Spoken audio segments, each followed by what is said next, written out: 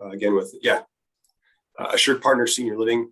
So we are going to go through a little bit about an overview of us, but first off, thank you all for attending. I know how busy you are and how hard it is right now for you all. So thank you for everything you do for the folks you have in your facilities, and just really do appreciate that.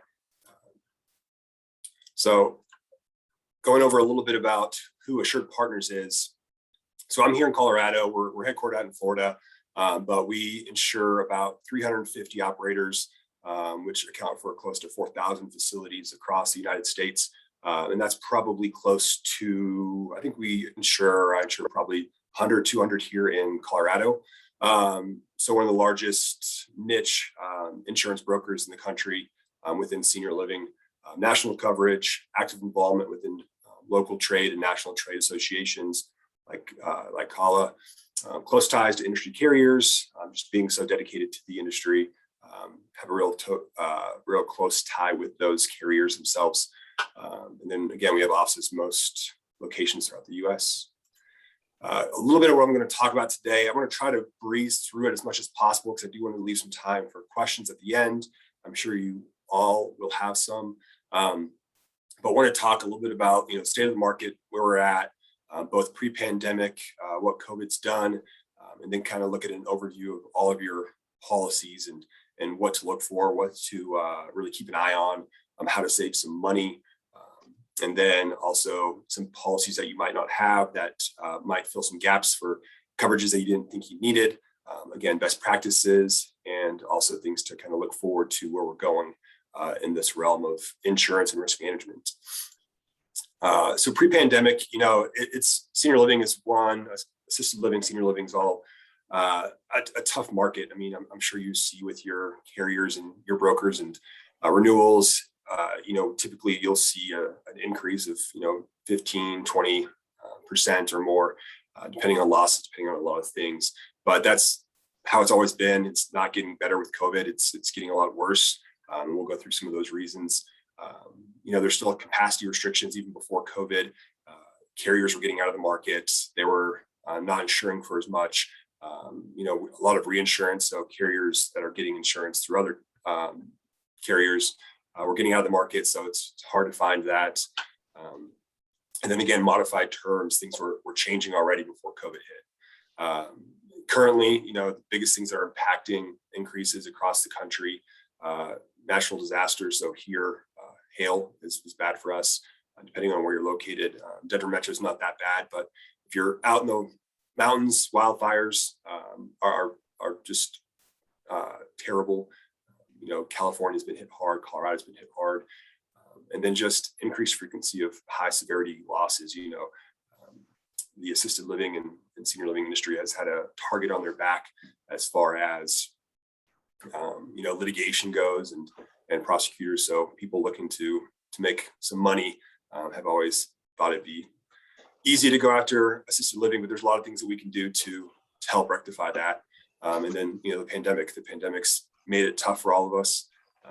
It's not making things any easier going forward, and we'll talk about some specifics there as well. So here's a little bit more about COVID specifically, what it's done to each one of your insurance policies, and kind of an overview of where it's attacking most, and then from a carrier perspective, what is it going to be looking at now and going forward as well. So with GLPL, so general liability, professional liability, like I mentioned, there's appetite restrictions, so markets exiting. A lot of folks that have been in the industry for 10, 20 years have been major players are getting out. CNA has been one of the largest carriers in the space. They are heavily pulling back on writing new policies across all lines, both liability and property. You'll see pandemic exclusions on most policies going forward. There are some that do not have it, but it's very, very few and far between. And then terms adjusting. You'll see if you've been on an occurrence form recently, a lot of carriers are mandating a claims made form going forward.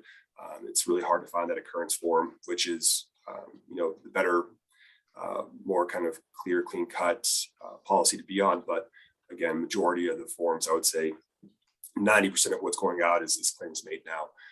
And work comp's been affected just by vaccination for employees. So all of the effects of that. So if anybody had adverse reactions to it, any medical attention there, that's all falling under workers' comp. If they actually contract the virus and have any issues with problems there, if they say they caught it at work, which a lot of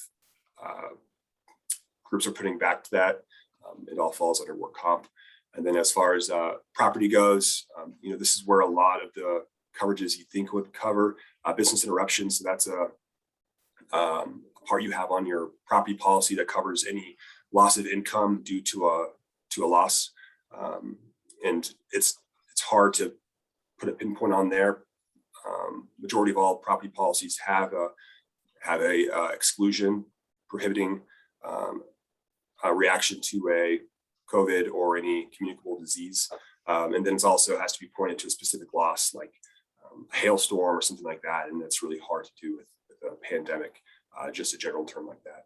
And then management liability. So, employment practices liability falls under management liability. So any suit coming from an employee would fall under here for unsafe work environment. If you're not following guidelines and things like that, an employee raises a suit about it, that would be under here. And here's just some some numbers that I've come across. So as far as lawsuits stemming from COVID, there have been about 350 within the senior care group, and I think about 450, 500 around healthcare in general. Leading states around those lawsuits are California with 77, Florida 50, Texas 47, New York 31, Kansas and New Mexico 26 and 25. So Colorado is not typically a very litigious state, and so we're falling behind there, which is good. And then we do see a lot of plaintiffs that are waiting to see if the current claims are going to be profitable. So these ones that are currently open, if there's actually validity to them and they get payouts, then we'll see a lot more coming. But it's still very new that a lot of these have not been closed yet, so they don't know the outcomes. So the good thing is the federal and state courts are looking to are not just closing quickly or paying these huge payouts, because that would just draw a ton of attention to it. So hopefully going forward, we don't see that being a very fruitful endeavor for those. So I think most importantly, because this is the one that can be most expensive as far as suits come and as far as what you're paying out of pocket, general liability and professional liability. Some specific things to look for on your policy forms. Depending on the carrier, each carrier has different terms, different coverages. You want to look for very broad terms throughout general liability, professional liability. SAM is sexual abuse and molestation, which is another heavy topic within these forms. And then look for additional coverages. A lot of carriers that are big in the space will have some additional coverages like hire non-owned auto, cyber, and then also look at the limits. We're required in Colorado to cover certain limits depending on what your facility is. So make sure those coverages are met. And then also look at exclusions. I've seen abuse and molestation excluded. I've seen, and majority of the forms have communicable disease exclusions, but you can find them without. And then professional liability, I've also seen professional liability excluded on forms with prospects that I've looked at their policies. So, look at your exclusions, look and see what is not going to be covered by a carrier if there is a suit that comes up. And some ways to save on your professional liability and general liability. Stay involved in local industries. Carriers really do want to see your involvement in your trade. So being a part of CALA, that actually reduces your rates. You can see on most applications you fill out for insurance, it'll ask you if you're involved in any associations relative to the industry. So be active, be a member, choose the right carrier. There are many carriers leaving the space, but there are many carriers still staying strong in the space and coming. There are a few carriers coming new to the space as well. So it's not going to be somewhere where there's impossible to find coverage. There's still many options out there. So talk to your broker. Make sure they know who the right players are. Depending on what your facility specializes in, there's there's specific markets for each specialty. Loss history, keep that down. If you do have a history of losses or issues, make sure you keep documentation and narrative around what happened and how you alleviate that from going forward. That's going to be very pertinent to carriers for when they do look at a risk, not just seeing the losses there, but what have you done to make sure it doesn't happen again, and why did it happen in the first place? Process and procedures, paint a pretty picture to carriers, make sure they understand, how your facilities run, the great things you are doing there, the way you are, tracking documentation, where you're with your residents, that's be as transparent as you can with the carriers. Approach proper carriers. I mentioned that earlier. Prepare for your surveys, thorough correction. So with make sure the state changes their surveys and adds things to it and what they focus on. So make sure you keep in touch with, through CALA. I know we talk about that a lot of, what the surveyor is looking for. Make sure you keep an eye on that. Prepare your staff for that. Make sure they're the ones that are going to be there most of the time. So make sure they know what to do, what to look out for. And then if, when you do put together a plan of correction, make sure the staff puts that thorough, and then send that to your carrier, send that to your broker, articulate that very thorough, because that's going to be a huge part of what they're looking for. Again, I talked about this a bit. Stay transparent, complete those applications. I know they're daunting and they're long, but those things need to be done well. Don't just try to, speed through it. They are really, really looking at that. If it's not completed, then they can go back and look at it. And, if you do the bare minimum, they're not going to take it seriously. So pay attention to the applications and really put some thought into it. Don't let policies lapse. I've seen a lot of, you guys are so busy. There's a lot of things on your plates. So making sure your broker is also at the forefront of this, getting you things in plenty of time, so you're not scrambling to get something in place.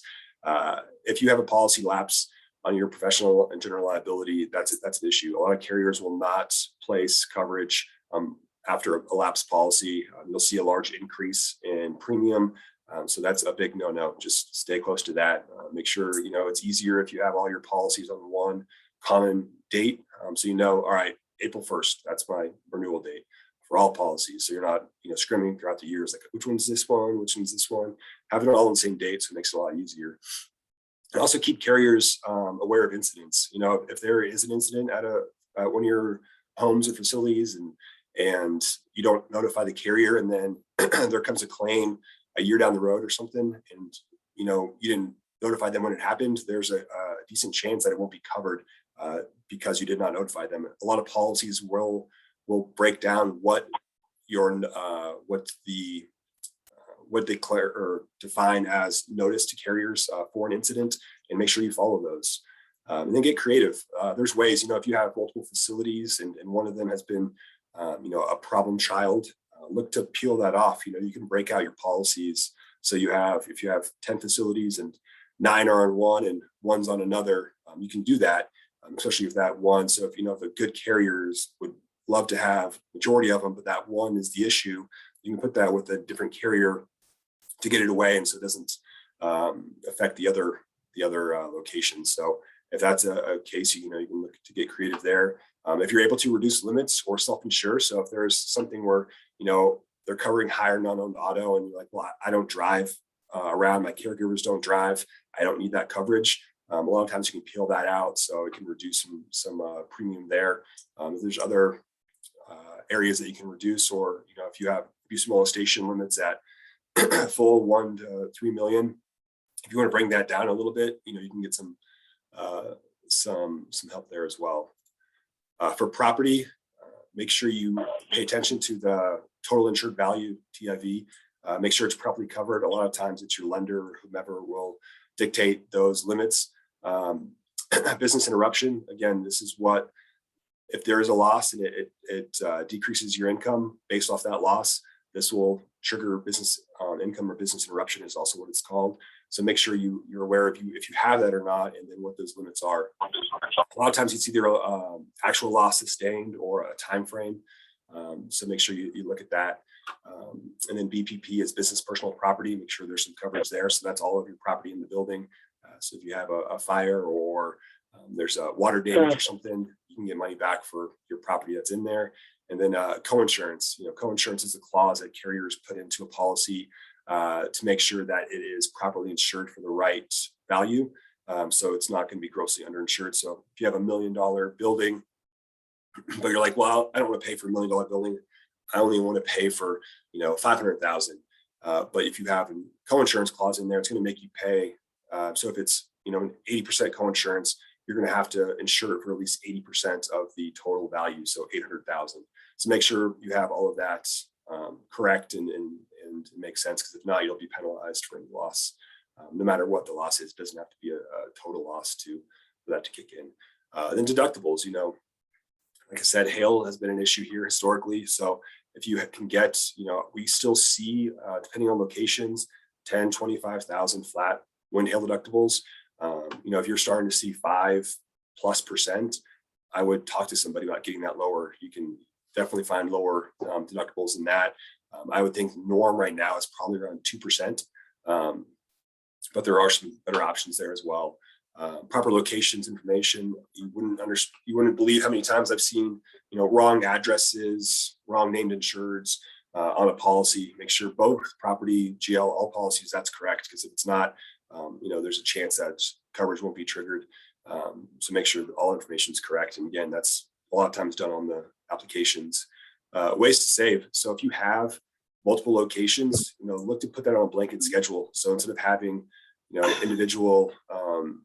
individual limits of, 500,000 per building, if that's what it is, look to have one large limit of, $1 million. And as long as you can, as long as it complies with your lenders, the likelihood of a total loss over all those buildings is less likely. So you can get a blanket limit to cover all of the facilities for, a determined amount. Increased deductibles, self-insure. So again, if I've had clients that have said, I don't want to have a wind hail deductible. I just want to, self-insure all of that. You're able to do that and then decrease premium. Building improvements. A lot of times, carriers will not write a policy if the roof is old or if the electricity is not up to code.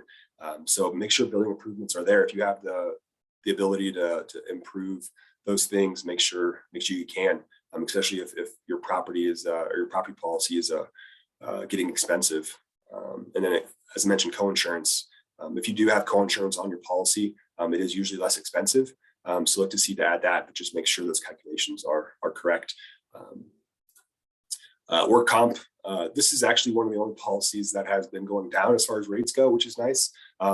Again, we've got the NCCI rates for next year for 2022, and they again lowered, so that's great. Make sure you have proper payroll and class code. Rating tier. So each carrier, Pinnacle has, I think, 6. And there's some other carriers like Copper Point who has a few less, but the rating tier, you can talk to your carrier to see if you can get down to a better tier, especially if you've been performing well and have little losses. And if your EMOD is lower than 1, get that rating tier decreased so you can get better rates. And EMOD is your experience modifier. And so that is how your experience is rated against your peers in the space. So if you're below 1, you're a credit. If you're above 1, you're a debit. So you're paying more. So you want to keep that below 1. So some ways to do that is claims management. If you have lingering claims, if you have people that are aren't able to work but are still collecting workers' compensation, get them on modified duty, get them a return to work.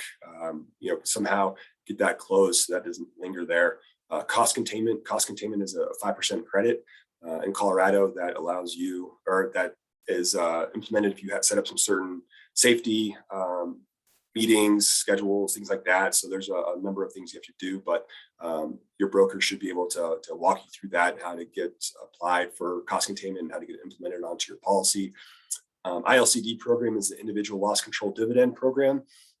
It's a program that most carriers here in Colorado have, that you're able to, usually for a 5% cost of your policy, you can enter into this program and get anywhere between usually between 15 and it's up to like 60% back, depending on the carrier. So you can get some good returns if you are performing well and have low losses. It's a good way to bet on yourself to get some money back. Return to work, modified duty. Again, if you have somebody that's just collecting workers' comp and not working, most folks are able to partner with, Salvation Army or somebody where they can go back to modified duty there. If you don't want them in your facility or they can't be in your facility, they can go there and full close or something to get them back to work. And if they don't want to do that, then they can't collect workers' comp. Deductible, you get a deductible credit for having one. So do an analysis and look to see what that deductible should be. And if you can, the more deductible you pay, the better credit you get. And then also, if you don't have a lot of losses, then that's a good way to save a lot of money there. Carrier, most of the folks think Pinnacle is the only player, but they're not. There are other folks. Copper Point is one that we utilize quite a bit, that we've seen be about 20% less at times than Pinnacle. So, it's not always just Pinnacle that has to do everything. There are options here as well. Loss review and employee training. If you have frequent losses or similar losses, go through a loss review with your broker and say, hey, have them show, all right, here's your losses over the last few years. There's obviously some reoccurring issues. If it's, lower back, it might be lifting issues with residents. So put them through some proper lifting training. If it's combative residents, if there's issues with injury there, then put some de-escalation training into place and nip that in the bud so it doesn't continue to happen. But go through that and figure out what is the cause for those claims. Hey, Blake, Jen had a question. Said, how important is it to have a return to work on modified duty?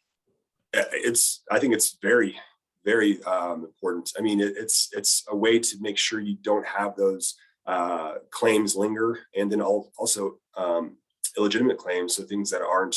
I've had a lot of folks say, I just got a new employee and day 3 they hurt their back and they can't work anymore. Did that happen before or after they started working, or was it already pre-existing? Go through all that, and then if their end game is they don't want to work, then put them through modified duty. Have a return to work program put in place and make them follow it. If they don't follow it through their doctor's orders, then they don't get to reap the benefits of it. So. And again, talk to your broker about that. Make sure you have a good one in place. And thanks, Peter. Yeah, let me know if there's anything that pops up. I'm not really paying attention to that yet. Yeah. So nope, I'm watching it. Appreciate it. So here's some additional policies to consider that might be a gap. So a big one, especially with COVID and things that we've seen with the workplace, how it is and being as hard as it is to find caregivers, are employment practices liability, so also called EPLI.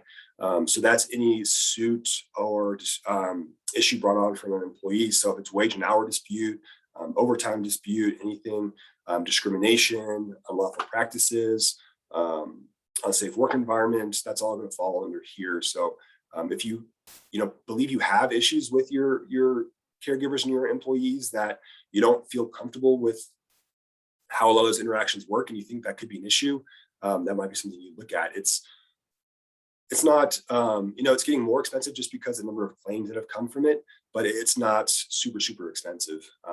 So if it's something you look at, I recommend reaching out to your broker and having them run a quote for you and seeing what it is. But again, you can find policies that don't require or don't have COVID restrictions and things like that on them, but have them reach out and do a quote. Cyber, depending on the size and how big your footprint is in the IT space, if you have a website, if you do transactions online, or any unlawful transactions too. So say a caregiver gets an email from what looks like the administrator's email, but one number or one thing is off, but they don't realize it, and says, hey, will you go pick me up, $300 of gift cards? I want to congratulate our team on some stuff and just give me the numbers. And we all know that's, we should know that's fraudulent. And that's, if you do that, that can be covered under cyber. Same thing if you ask if it's a money transfer that's illegitimate or something like that, that can be covered under cyber. Umbrella is additional coverage on top of your liability. So it can be covered if you have an auto policy. if you have, so your professional liability, general liability, that's all on top of there. And it's just, if you have a loss or something that's catastrophic that goes above your limits, which are typically 1 million, 3 million, that will cover anything there. Auto, again, if you're not driving around a ton, if you don't have any owned autos, this might not pertain to you, but if you looking to see if you are driving around residents and your caregivers are driving around from facility to facility or running errands, you should have higher non-owned auto on your policy. So look for that, and make sure because there are some carriers that will not cover that. So keep an eye there. Directors and officers, that's if you have a board or some governing group, make sure you have directors and officers. Crime is relatively inexpensive, but is not included on all policies. So take a look at that. That's first and third party usually. So theft from your building, things like that, or employee theft can also be covered under here. A lot of times it's a throw-in from carriers on policies. So just ask your broker about that and make sure it's covered. Again, it's relatively inexpensive. So here's some ways how to protect yourself. Claim review and process. So have a process behind your claims. If you do have incidents or things like that, even if it's an incident, that doesn't go to a full claim, review that, keep track of it. If you have some close calls or near misses, write those down, document those, and review them with your brokers. Like, hey, this happened. What can we do to alleviate this from happening in the future? One thing we like to do is go through a root cause analysis and say, all right, what was the root cause of this issue? Go back and look to see what we can do to stop that from happening again and create less issues. Education, educate your caregivers. A lot of carriers and brokers have trainings that you can do. I know we have a myriad of trainings through our vertical, but also through our online platform that you can go for proper lifting, medical records management, a ton of things that can help protect you from losses and from issues getting bigger. Process, procedures, policies, back to kind of education, but have these down pat, have good process and procedures and policies in place so things don't happen. If something does happen, go back to your documentation, say, here's my documentation that protects me from what this claim is from. Those are huge because that's what a court's going to look for. That's what you're going to need to protect yourself and have that written down. Survey preparedness and plan of correction. So again, this is huge, especially with the changes in the surveys that we've had here in Colorado. Make sure you stay on top of those and make sure you put a thorough plan of correction through in a timely manner. Make sure you give that to your broker and carrier so they can see what you've done. Carriers are taking a much deeper look and at surveys and how you've performed. And if you see they're seeing, a few issues here and there, and you have a good plan of correction, it's not a big deal. It's not going to be an issue. But if they see, egregious issues that are really a detriment to the safety of the residents, it's going to be a no-go for a lot of carriers. So make sure you take those serious. Make sure you prepare your staff for that. There's a lot of groups out that do mock surveys, and I would recommend walking through that if you're not very familiar with them. Talk to CALA. We have a number of resources here that help with survey preparedness. So take that very seriously. Again, transparency. This is with all groups, carriers, brokers, families, carriers, and families. So what I mean by this is, keep those lines open of that not all families are super involved, but those ones that are, make sure you're able to keep them abreast of what's going on. Things are great in the facility. Make sure they know. Make sure they are aware of activities they're doing, things that are fun, and making sure they know their loved ones are happy and doing things and being in a good environment. That stuff goes a long way. If there's an incident that happens and you don't have a relationship with that family, the family's more inclined to file suit based off of well, I don't have a relationship with the home, so why do I care if I sue them or not? I'm doing something good for my family because I'm getting money for a negligent act. But if they can see that, hey, my loved one is being taken care of and the facility loves them like a family member, then it goes a long way. Same way with carriers. Make sure they're aware of what you're doing, how you interact. Have some social media. If it's a website, If you have a Facebook page, something, have something out there that just shows, who the facility is, what you all are about, and the good things you all are doing. So I know each one of you guys loves your residents like a family. So communicate that, put that out there. Contracts, arbitration agreements, these can be done for both residents and employees.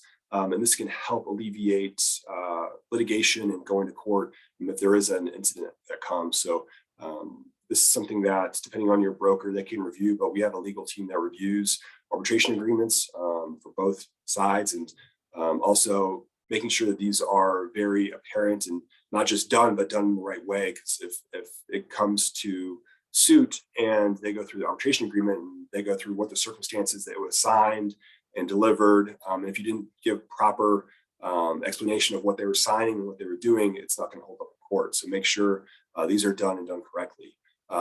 Vendors, if you have vendors inside your facility, make sure you have, some kind of hold harmless agreement that you're not going to be, you're not going to have a loss based on an error on their side. Make sure they have coverages, make sure they have insurance, check their certificates of insurance.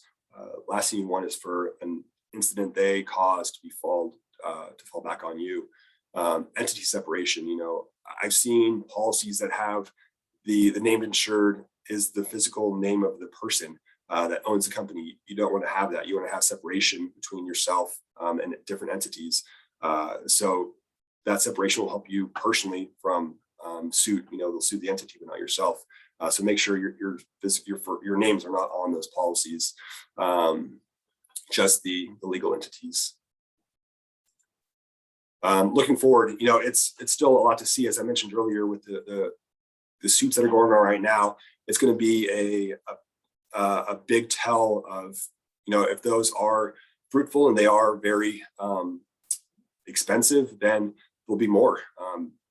Lawyers are going to see that as easy target to go and to raise suit. So that'll be a big thing. But based off of the kind of settling of the carriers and the markets, it's starting to trend in a direction where there are those solidified markets and groups that are really taking a stand in the marketplace and saying, we're going to be here, we're going to do our job. They're not just carriers, they're experts as well. So they're standing fast and holding tight. So it's not going to be, it's still going to be tough, but it's going to be a matter of what you all want to do, put forward, and how much effort and work you want to put into your risk management program. So again, depending on who your broker is and what that partnership looks like, there's a lot of things you can do to better prepare. It's still going to be a tough road, but it's not as bad as it may seem. I like the picture because it's clear skies and it's good. So there is some clear skies out there. So have some communications and talk through that and understand what that looks like for your specific risk. All right, we got some time for some Q&A if there is any of my information there too, if you want to give me a shout personally. But any questions?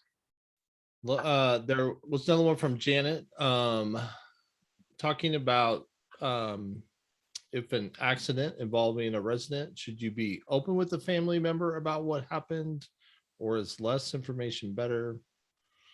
No, I'd be open. I mean, you don't want to put your foot in your mouth, but if you want to make sure you have everything straight, you don't want to go and just assume things and put it there and then come out that you were lying to somebody, because that will end up hurting you at the end of the day. But I would absolutely be upfront and honest if it's to the point where it needs to be.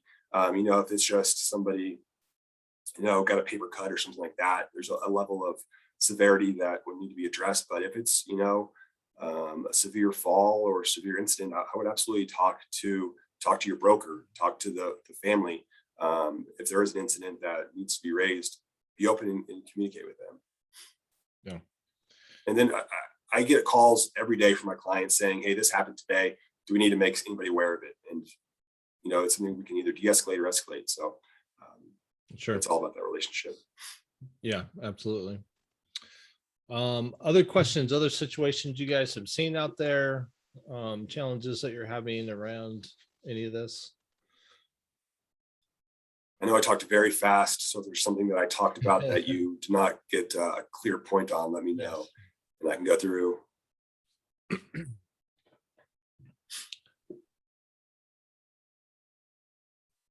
Come on, I know there's questions. Making it easy. That was very thorough, though. Thanks. Covered a lot of these issues that everybody's been talking about. Well, thank you, Janet, for the questions. Janet's all over questions here. She's in it really depends. Business right now. Yeah. So it depends on a lot of things. It's not always the first and foremost determining factor of what rates are going to be increased this COVID. It just more or less it's the overall state of the marketplace. So if COVID is causing a number of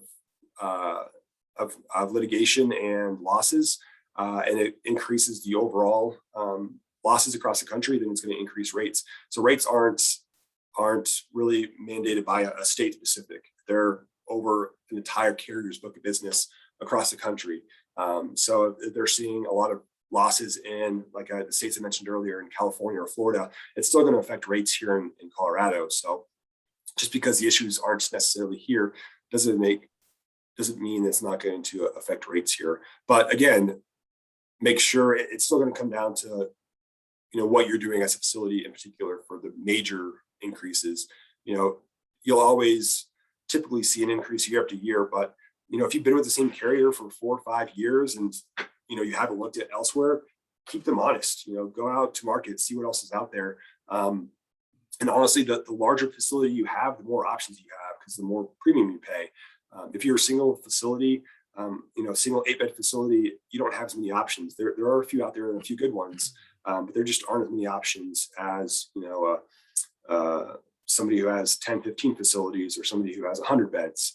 It's just two different risks that are looked at much differently. What supplemental insurance have you seen be most helpful? I would say EPLI.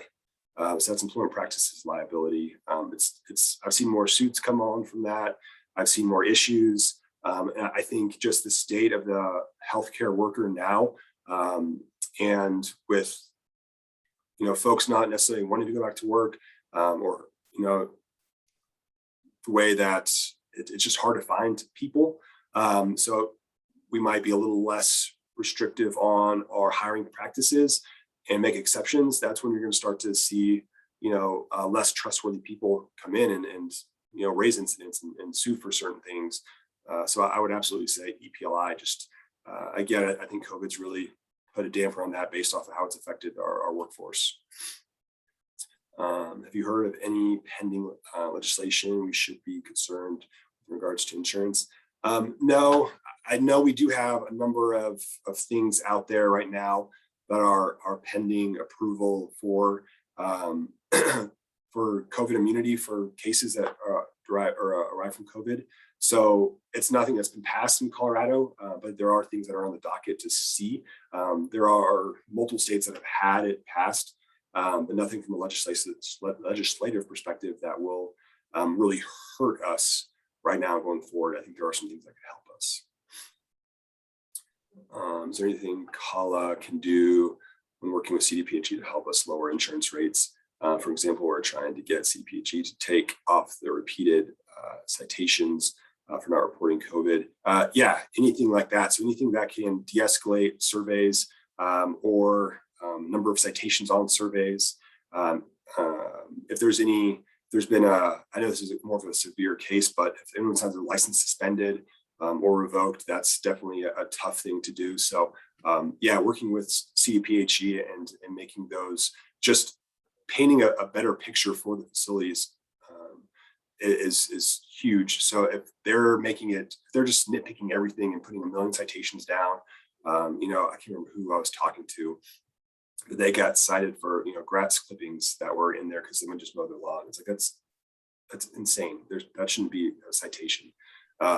So little things like that we need to focus on the more important things, what's actually affecting resident care and resident health. So that's the biggest issues of if it's put down somewhere, an underwriter is going to read it and look at it.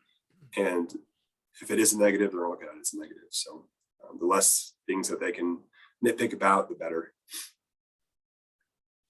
I hope that answered the question, Janet. If not, let me know. Yeah, and I dropped in image there that people can download, but it's Kathy Knopf. How do you say it? Knopf. Knopf, yeah. Knopf. First I thought it was a silent K, but now it's silent K, it's not silent K, silent F. Yeah, I've been corrected. Knopf. Yeah, but so Knopf. with this, Knopf. so CNA puts out every year litigation trends within the space, and so we'll get the release next year, and then we'll build our education around that for the conference. And it is really neat to see that and see what has changed year after year, because litigation changes. The attorneys see number signs behind a certain amount or certain types of suits, and then they follow in those trends. So it's interesting and just another thing to look out for. Yeah, so that'll be good. By then we should have a lot of good data on what's going on, and she can give us the latest greatest on that. Other questions? And again, just like one of the biggest things I've seen, issues, folks that are complaining about, increases in rates and things like that, is they don't keep a good eye on their insurance program. They haven't put it out to market. They haven't talked about what other options are out there. What can we do to fix something? Let's go through a policy review and see what I'm currently covered for and what I might be able to do without, where I might be able to reduce some limits or self-insure or change that can help. So if it's something you're interested in, pay more attention to it. So it's money out of pocket.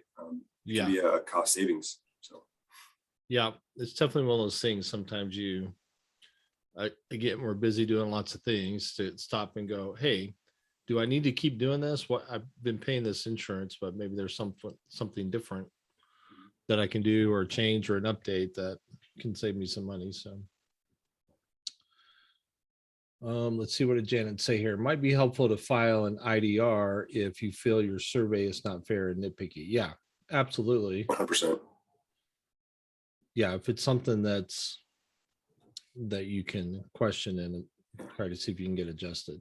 And again, if that's an issue with your carrier, make sure that you let them know that, hey, I filed an IDR and it's in review or it's in process right now, and you might be able to buy some time on that. And then also, if you're coming up, here's something I just thought of too. If you're coming up at renewal, so say you have a January 1 renewal and you're having issues finding coverage or something, go back to that carrier and see if they can give you a 30-day extension. A lot of times they will, if there's not been any issues. So make sure you cross those things if you have any issues coming up. Gotcha. Yeah, and Janet mentions they've seen facilities win some of those IDRs, so it's possible.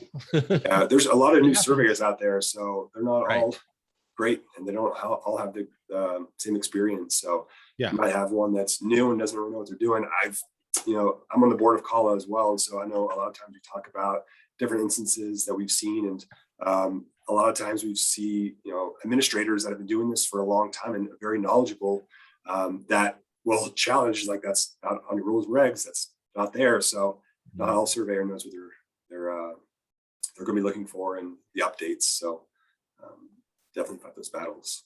Yep. Okay, any other questions? One more shot. And my information is there too, so feel free to give me a call or reach out directly through email. It's thanks, Nicole. Absolutely. I'm here if anything, even if it's like my brother's my broker and I'll never leave him. Give me a call and I can help you out. Just walk you through something. You don't need to move your insurance over to me. I can just be a voice of some reason and some knowledge. So I'll absolutely love to help you. Yep, absolutely. We need our experts in their fields to help us clarify and make good decisions and all this stuff. So Of course. glad we have you as a resource. Yeah, no, thank you all. I appreciate it. All right. Thank you all. And if you have questions about conference or anything else, membership, any of that, please reach out, and we will get this wrapped up and recorded, and we'll get the recording sent out as well. Have an awesome Tuesday. All right. Thanks, everyone.